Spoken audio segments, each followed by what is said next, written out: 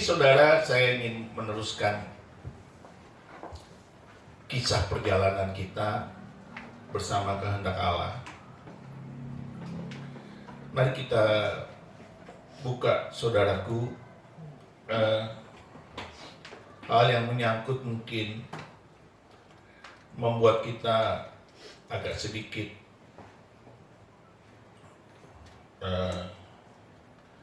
barangkali kita bisa terganggu karenanya. Ya, mari kita lihat di kisah Markus, ya, kitab Markus. Markus 12 ayat yang ke-41 sampai dengan ke-44. Demikianlah firman Tuhan. Pada suatu kali Yesus duduk menghadapi peti persembahan dan memperhatikan bagaimana orang banyak memasukkan uang ke dalam peti itu. Banyak orang kaya memberi jumlah yang besar. Lalu datanglah seorang janda yang miskin dan ia memasukkan 2 peser, yaitu 1 duit. Maka dipanggilnya murid-muridnya dan berkata kepada mereka, "Aku berkata kepadamu, sesungguhnya janda miskin ini memberi lebih banyak daripada semua orang yang memasukkan uang ke dalam peti persembahan. Sebab mereka semua memberi dari kelimpahannya, tetapi janda ini memberi dari kekurangannya. Semua yang ada padanya, yaitu seluruh nafkahnya." Saudara, kalau kita membaca dan merenungkan ayat ini, kita merasa tertemplak, mungkin tertegun barangkali yang pertama, lalu akhirnya tertemplak. Kita berhadapan dengan orang-orang yang begitu suka untuk memberi. Tetapi jika kita memberi dalam kondisi kita mampu, dalam kondisi kita berlebihan atau berlebih begitu, itu tidak ada masalah, karena itu memang Tuhan memberikan kita berkat untuk menjadi pendamai, dengan orang-orang di sekitar kita. Dengan kita diberkati lalu kita memberi, kita berdamai dengan orang-orang yang berkekurangan, dengan orang-orang yang tidak punya. Itu ketika kita memberi kepada sesama kita. Tetapi ketika kita memberi kepada Tuhan seperti janda yang miskin ini, kita sedang berdamai dengan Tuhan. Apa maksudnya berdamai? Maksudnya berdamai, kita sudah selesai dengan diri kita. Kita sudah selesai dengan semua atribut, semua kepunyaan, semua milik kita. Kita sudah selesai. Karena kita sudah menyadari bahwa itu bukan milik kita. Bahwa itu adalah milik Tuhan. Bahwa itu adalah pemberian Tuhan. Bahwa itu semua adalah anugerah, kemurahan Tuhan. Ketika Tuhan memberikan kita kesempatan untuk diberkati, Tuhan sedang melatih kita untuk mendidik kita dalam hidup yang berdamai. Berdamai dengan Tuhan, berdamai dengan sesama. Ada orang ketika dia diberkati, dia tidak berdamai dengan Tuhan. Dia tidak berdamai dengan sesama. Ada banyak orang ketika dia diberkati, dia sulit untuk memberi buat Tuhan. Buat pekerjaan Tuhan, buat pelayanan kepada Tuhan, buat segala hal yang menyangkut tentang Tuhan. Ada banyak. Dia belum berdamai dengan Tuhan. Karena dia tidak mengenal Tuhannya. Dia tidak menyadari bahwa Tuhan sedang memberikan dia suatu berkat yang akan membawa dia kepada pengenalan akan Tuhan lebih dalam. Maka kita akan bertemu dengan banyak orang ketika dia diberkati dalam materi. Kan berkat ada 4. Berkat materi, berkat rohani, berkat jiwani, dan berkat yang terakhir, berkat jasmani. Jasmani menyangkut kesembuhan, materi menyangkut kekayaan, rohani kekekalan, jiwani ada damai sejahtera. Nah, wanita ini, janda ini sudah selesai dengan semua itu.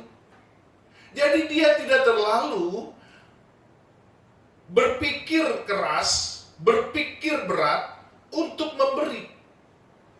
Padahal itu adalah seluruh nafkahnya. Artinya dia ketika memberi buat Tuhan di hadapan Tuhan Yesus, wanita ini sudah selesai dengan kepemilikannya. Karena dia tahu bahwa itu bukan milik dia. Dan ketika dia memberi, dia tidak untuk dipuji, dia tidak untuk di sebuah pencitraan begitu, tapi dia memberi karena dia punya hati untuk memberi.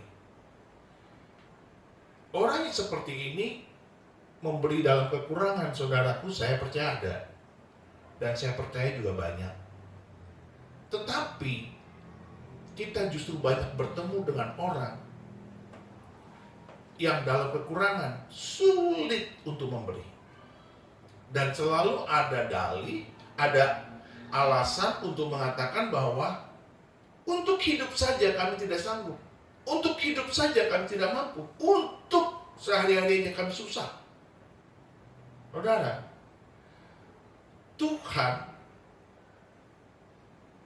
tidak akan pernah memaksa kita untuk memberi atau tidak memberi. Tetapi jika engkau dan saya sudah selesai dengan dirimu, dengan kepemilikanmu, engkau berdamai dengan Tuhan. Engkau tahu semua apa yang Tuhan telah berikan buat hidupmu.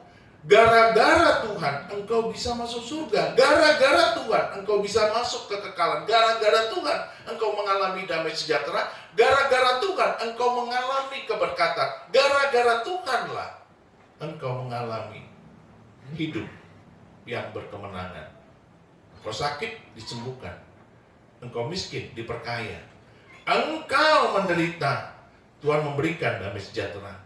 Damai sejahteraku tidak bisa diberikan oleh dunia, tapi damai sejahteraku kuberikan kepadamu, dan itu akan tinggal tetap.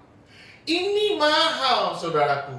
Ketika kita mengalami damai sejahtera, ketika kita mengalami sukacita, walaupun di dalam kekurangan kita sudah selesai dengan kekurangan kita, kita sudah selesai dengan kepemilikan kita selesai dengan harta kita memberi dalam kasih, kita memberi dalam sukacita. Dan ini akan sangat sulit dimengerti buat orang-orang yang hidup dalam kekurangan. Bagi kita yang berkelimpahan, berkelebihan, memberi itu mudah. Karena apa? Karena selalu kita sisihkan untuk memberi. Tetapi ketika kita sedang dalam kekurangan dan kita membutuhkan, akan sangat sulit memberi. Karena kita fokus dengan kepemilikan yang kita lihat kekurangan. Tetapi lihatlah dalam hidup kita sehari-hari betapa Tuhan telah mengangkat kita dari lembah kekelaman dan kita masuk ke dalam kekekalan. Itu nilainya tidak terkatakan, itu nilainya tidak terperikan. Tetapi kita tidak bisa menangkap itu karena kita belum selesai dengan kepemilikan kita. Sehingga kita fokus hanya kepada kekurangan. Kita tidak melihat betapa Tuhan memberikan kita kesehatan, Tuhan memberikan kita sukacita, Tuhan memberikan kita kekuatan fisik, sehingga kita bisa berkarya, kita bisa beraktivitas, kita bisa bekerja, bahkan kita bisa melayani.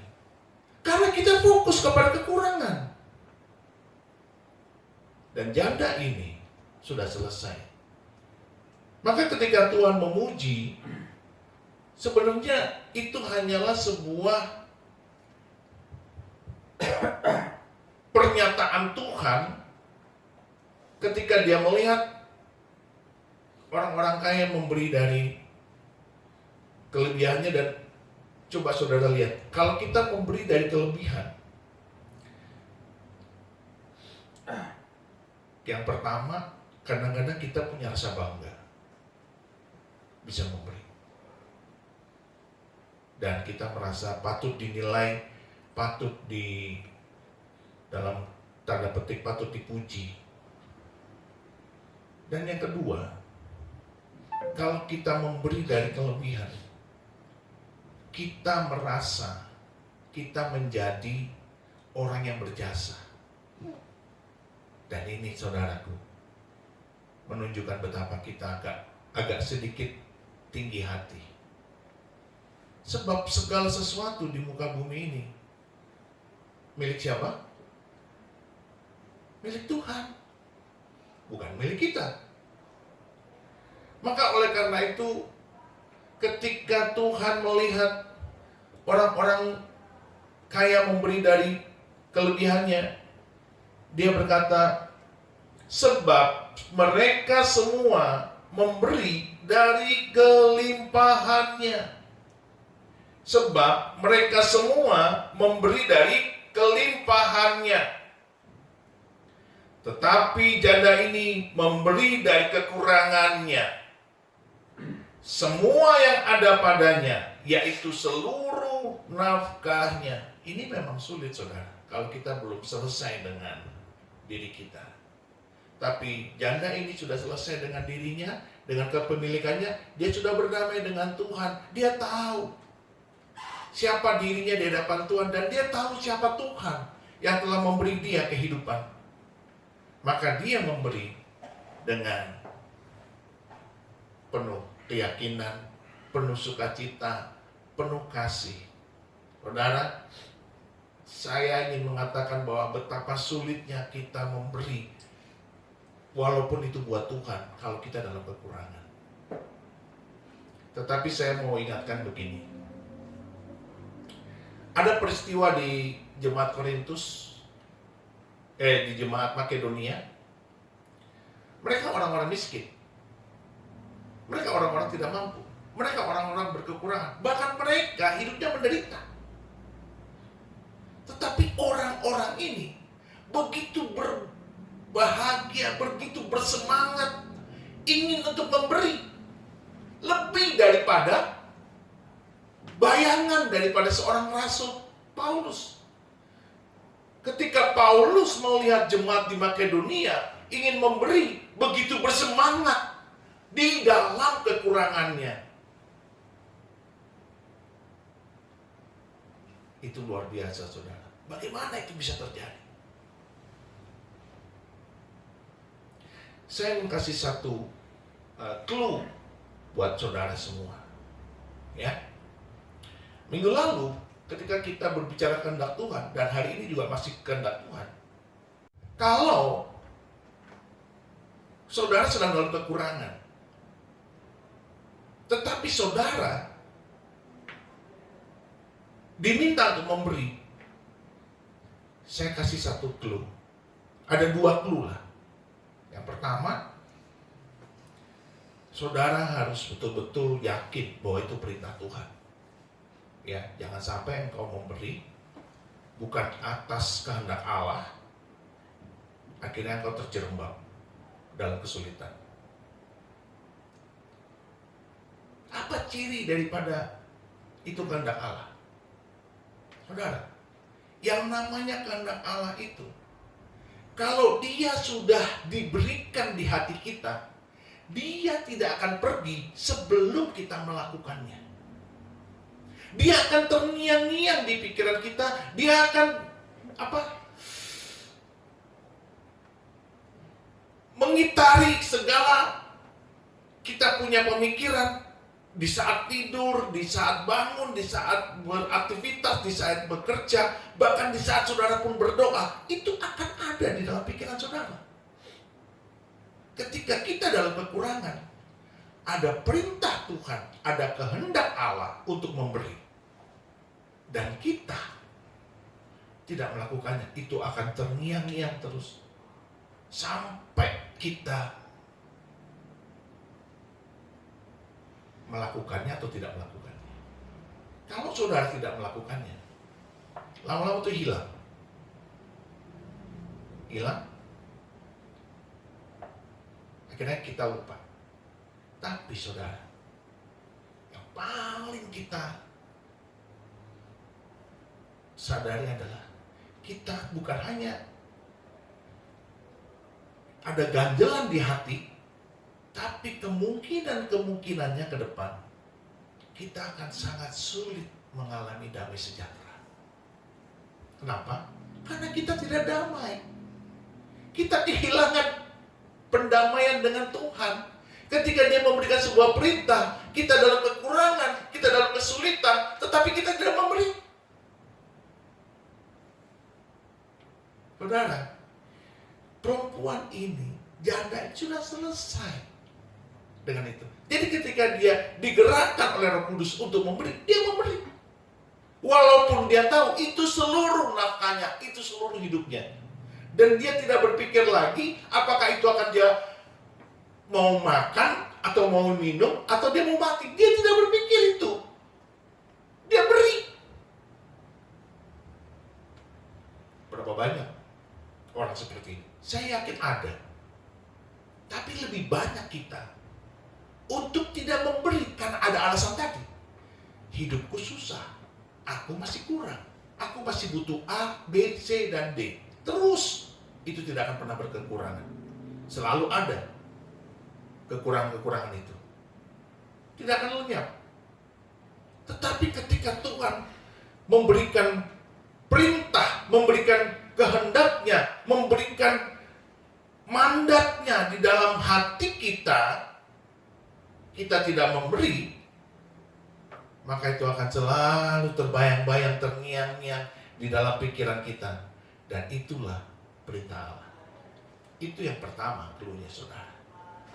Yang kedua, kalau saudara di dalam berkekurangan,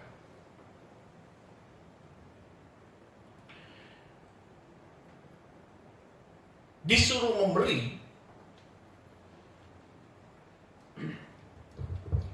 lihat dalam hatimu. Engkau mengalami kasih nggak? Sukacita nggak? Itu beda, saudara. Ada banyak orang memberi dari kekurangannya, tapi akhirnya menjadi sebuah kegagalan iman. Kenapa? Kenapa saya bilang kegagalan iman? Karena ketika dia memberi tidak berdasarkan iman. Kenapa? Karena dia tidak memiliki kasih dalam memberi. Tidak ada sukacita di situ. Ada keterpaksaan. Karena dia sudah terjerembab. Kalau aku tidak memberi, nanti dibilang tidak mengasihi. Kalau aku tidak memberi, nanti dibilang tidak beriman. Kalau aku tidak memberi, nanti selalu ada ketakutan-ketakutan itu. Itu berarti kita tidak dalam posisi bersukacita. Kita tidak berdamai dengan diri kita. Kita kehilangan damai sejahtera. Kita kehilangan sukacita. Itu bukan iman, saudara. Itu kegagalan iman. Dan saudara, orang-orang seperti ini yang memberi di dalam kekurangan banyak. Dan akhirnya mereka tidak mengalami kehidupan yang diberkati. Ini banyak, saudara. Tetapi Tuhan melihat hari ini, perempuan janda ini memberi dari kekurangannya tanpa reserve, tanpa masalah. Dia tidak gagal imannya, dia tidak gagal pengharapannya, dia tidak gagal kasihnya. Dia penuh dengan keberanian, dengan penuh kasih, dengan penuh sukacita. Dia sudah berdamai dengan dirinya, dia sudah berdamai dengan Tuhan, dia berdamai dengan kepemilikannya. Saudara, ini gak gampang. Waktu kita susah, waktu kita masih menderita dan miskin, kita mengalami penderitaan yang panjang, long suffering, kita berdoa, akhirnya Tuhan memberkati kita. Kita pun setelah diberkati masih belum berdamai dengan kepemilikan kita. Maka Tuhan bilang tadi, sebab mereka semua memberi dari kelimpahannya. Tidak ada yang salah dengan itu. Itu bagus. Tetapi beda ketika engkau memberi dari kekuranganmu.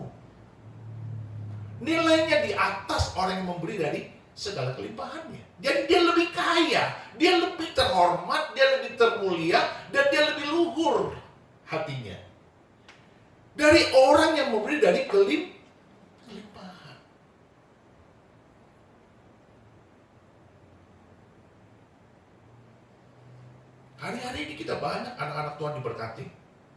Ya, banyak orang-orang diberkati. Tapi kembali lagi, ketika orang diberkati dengan berkat materi, itu haruslah menandakan dia sudah berdamai dengan kepemilikannya, dengan harta kekayaannya. Dia sudah berdamai. Artinya dia tidak akan bermasalah dengan memberi buat Tuhan atau memberi buat sesama. Dia tidak akan masalah dengan itu.